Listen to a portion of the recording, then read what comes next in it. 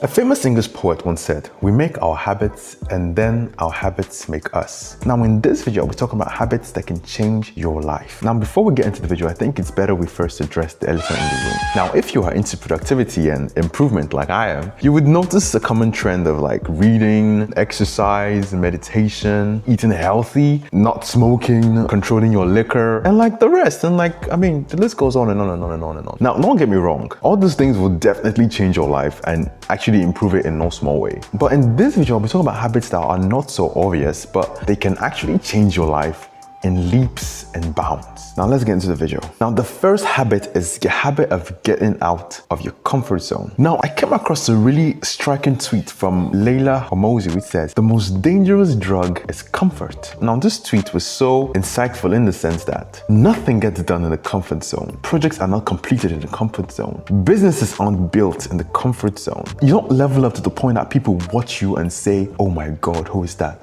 in the comfort zone. Now, because when you get into this habit of actually getting out of your comfort zone, you actively do things that challenges you. It's in your habit to do things that put you in that position where every single fiber of your being wants to get out, but you still subject yourself to that situation. When you get into that habit, you actually almost gain a kind of superpower, because most of the progress that you're going to attain in your entire lifetime is going to be in proportion to your ability to stomach discomfort. And the higher your ability to stomach discomfort, the faster you're actually going to attain growth. And I like this quote from Friedrich Nietzsche, which says, "What doesn't kill me makes me stronger." Now the next habit that can change your life is habit of writing things down. Now this habit is crucially important if you're actually into reading and like you are into like learning random stuff on the internet. Like no cap, this habit will literally change your life. Now I heard a really interesting analogy that says that not writing while reading is like discovering uncharted territory and not drawing a map. Now imagine if Christopher Columbus actually discovered America and did not draw a map of America. Now that blunder would have actually set civilization back like a few decades if he had done that. But that's the same thing with reading. When we read, we're actually going into uncharted territory. And like when we write down things that we read, like insights, we're actually basically creating a map to actually lead us to those gems that we discovered while reading that book or that blog post or going through that website. Like I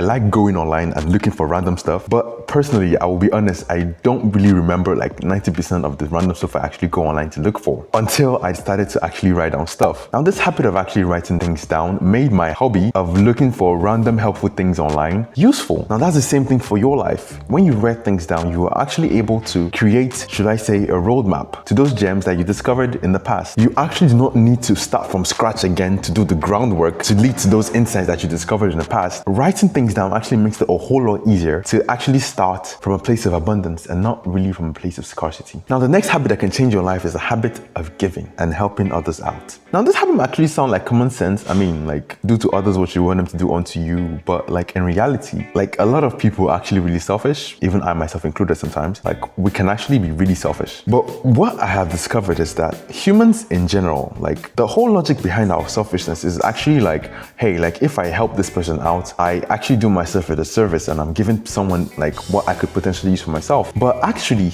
when you give to another human being, like humans are actually in a deep sense wired to help ourselves out. Now, because a majority of us, of humans, are actually wired to actually repay things that have been done to us. It's just like maybe you, when someone helps you out to do something, you have this instinctive craving or desire to actually pay that goodwill back in kind or even above it. We are basically social creatures, and that social nature is still embedded in us. So when someone does things to us, we have this intuitive desire to want to pay it back. So now that's the same way with giving. Like when you give, it's gonna come back. Now I'm sure you might be wondering, how does this apply to my life? How does this affect me? Well, when you actually are in the habit of giving, you accumulate goodwill. And over time, this goodwill can actually lead to doors opening for you that may not otherwise have been opened if you had been selfish. Now there's a really interesting book I would recommend if you're really interested in this whole idea of giving and receiving and stuff. Now the name of this book is called Give and Take by Adam Grant. It's a really interesting book, and if you really want to go into details on the psychological aspects of this whole virtue of giving, you should really read that book. It's a really nice read. Now the next habit on this video is a habit of journaling. Now the habit of journaling can actually give you the sense that you're actually keeping track of your own life. There's a really interesting quote by Peter Drucker which says, "If you can't measure it, you cannot control it." Because when we journal, we are in a sense forcing ourselves to measure our lives and control it in a way that we wanted to go to. I mean, to an extent, because life can happen and things can happen, and I mean, we all know the whole story. Life happens. But when you journal, it helps you to tilt the control odds to your favor. Now, a perfect example of this is Benjamin Franklin. Now, Benjamin Franklin was told to have been journaling every single day to track 13 of his cardinal virtues. Every single day before he retired to bed, he graded himself and how he had either fallen short on these virtues or how he had actually worked on these virtues. That sounds like a really tiring thing to do, but where did that actually lead him? Now, Benjamin Franklin is actually one of the founding fathers of America. He was an astute businessman. He was a writer. He was even an inventor/scientist. Now, if you're thinking journaling is a waste of time, I think you might need to think again. Now, a really cool app I use for my journaling habit is an app called A1. It's really convenient and easy to use, actually. It makes the whole journaling process like a story, even. Like, you can actually choose titles you want on like each entry and like make your life look more like a story instead of like one boring NASA entry or something. Now, a really interesting quote from David, which says,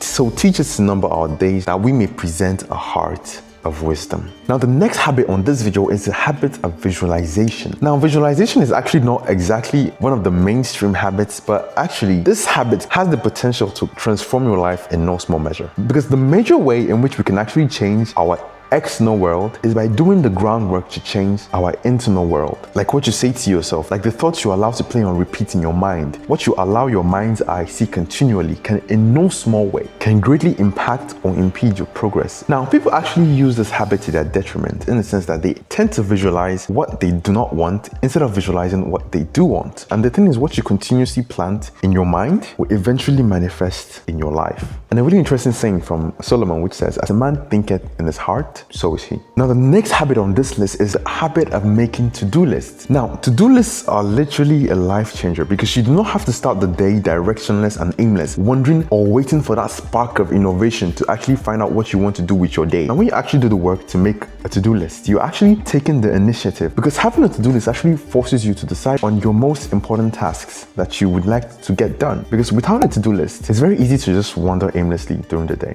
Now, this singular habit of making a to-do list daily can literally make your productivity go like this. I go with 0 to 100, but real quick.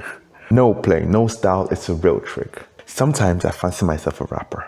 Yeah. And the next habit is listening to podcasts. Now, this habit is by far one of the most, like among all the habits I can actually think about. Like, it's one of the few habits I can say that have literally changed my life. Because unlike reading, listening to podcasts is a whole lot more passive, and you can do it like in combination with like a lot of things. It's one of those few activities that you can multitask with anything and still gain like decent results. The thing with podcasts is that when you listen to like podcasts, I mean good podcasts, I see as being in a room with people that you admire and listening to conversations that you would otherwise not have the chance to listen to without it. And if you find yourself in a situation where most times you find yourself being like the smartest person in the room, when you listen to podcasts, you actually create a situation where you are basically the dumbest person in the room. And in my opinion, like that's one of the best situations to be in, because you get to learn from others that are ahead of you, and you get to listen to conversations and things that you otherwise wouldn't have heard if you didn't plunge yourself into that conversation by force, by virtue of having access to the internet. And if you're really into podcasts, I made a video about this, like podcasts to listen to if you want to level up. I think it's gonna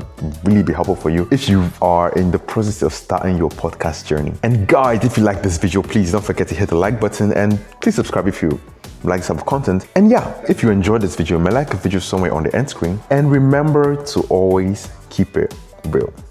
Bye guys.